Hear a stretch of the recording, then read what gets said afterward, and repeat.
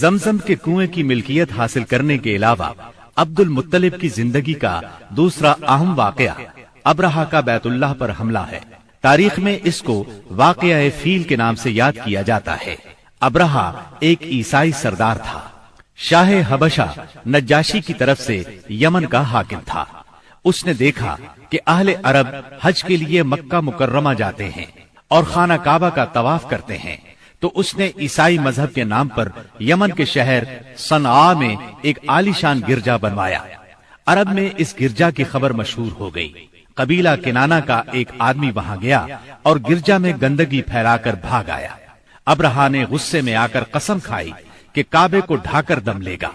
چنانچہ وہ ایک لشکر جرار لے کر مکہ مکرمہ کی طرف روانہ ہوا۔ راستے میں عرب کے جس قبیلے نے بھی مزاحمت کی، ابرہہ نے اسے تہہ تیغ کر ڈالا، یہاں تک کہ وہ مکہ معظمہ کے قریب پہنچ گیا۔ وہاں کے لوگوں کو اپنے ارادے سے خبردار کرنے کے لیے اس نے اہل مکہ کے جانور پکڑ لیے۔ ان جانوروں میں عبد المطلب کے 200 اونٹ بھی تھے۔ عبد المطلب کو ابرہہ کی چڑھائی کی خبر ملی تو وہ خانہ کعبہ کی دیواروں سے لپٹ گئے اور رو پڑے، اللہ سے اپنے گھر کی حفاظت کی دعا کی۔ قریش کے چند سرداروں کو لے کر ابرہہ سے ملنے کے لیے گئے اور اس سے اپنے اونٹوں کی واپسی کا مطالبہ کیا۔ ابرہہ ان کی بات سن کر حیران ہوا اور بولا، تم نے اپنے اونٹوں کی واپسی کی تو بات کی، کعبے کے متعلق ایک لفظ بھی نہیں کہا۔ میں تو یہاں کعبے کو ڈھانے کے لیے آیا ہوں۔ عبد المطلب نے جواب دیا، اونٹ میری ملکیت ہیں، اس لیے ان کی رہائی کے لیے چلا آیا۔ کعبے کا مالک اللہ ہے جو اپنے گھر کو بچانے کی پوری طاقت رکھتا ہے۔ ابرہہ نے ان اونٹوں کی واپسی کا حکم دے دیا۔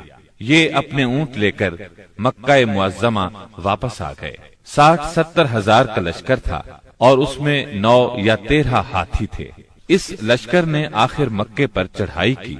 لشکر مکے کے نزدیک پہنچا تو محمود نامی ہاتھی نے مکے میں داخل ہونے سے انکار کر دیا اور وہیں بیٹھ گیا۔ ایسے میں اچانک باہر قلزم کی طرف سے پرندوں کا ٹڈی دل نظر آیا۔ ان کے پنجوں اور چونچوں میں کنکریاں تھیں۔ جن سپاہیوں پر وہ کنکریاں پڑتی ان کے اعضاء کٹنا شروع ہو جاتے۔ ان کنکریوں کے گرنے سے ابرہہ کی فوج اور ہاتھیوں کا جو حشر ہوا وہ بلا شبہ تاریخ عالم کا ایک نہایت حیرت ناک باب ہے۔